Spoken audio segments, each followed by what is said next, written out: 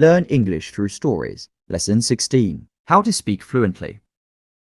On Monday, I go to school again. Our teacher asks us how Friday's school party was. One student says that the party was great. We had a lot of drinks and a lot of fun. The girls from our class enjoyed the party as well. I enjoyed the party a lot because Sophia was there. I could talk to her and we danced together. It was all very nice.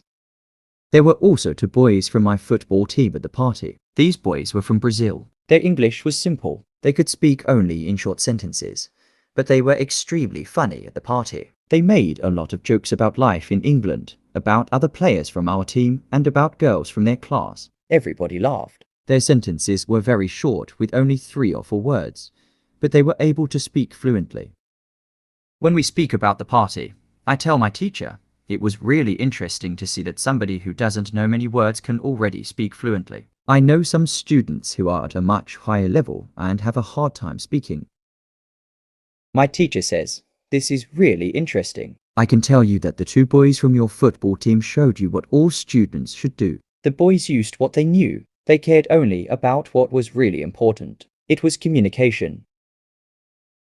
Then one girl asks, so, what should we do if we want to speak English fluently? Should we go to parties and make jokes?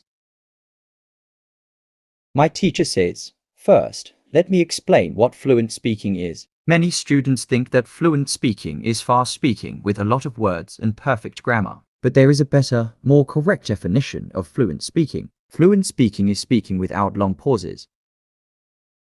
Some people can do it at 1,000 words. Some people can do it at 2,000 words. But there are also people who know 3,000 words and aren't able to speak fluently. If you want to speak fluently, you have to practice speaking. There is no other way to improve your fluency. Speaking is a physical activity. It is like playing a musical instrument. If you want to play a violin, you need to train the connection between your brain and the muscles on your fingers. When you want to speak well, you need to train the connection between your brain and the muscles in your mouth.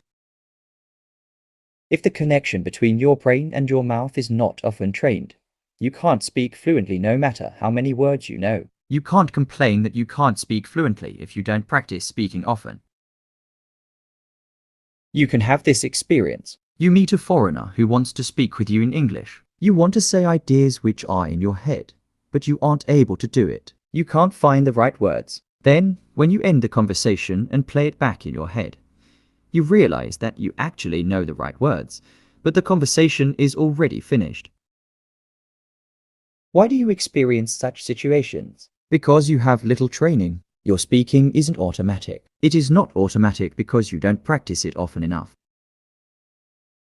When you want to speak fluently, I recommend speaking for at least 30 minutes a day. You can speak to a real person. If you don't have a real person to speak to, you can do thinking aloud. It is necessary to really think aloud and not only think in your head. You need to practice the connection between your brain and your muscles. You can do this by thinking aloud. Does it make sense? Yes, says the girl.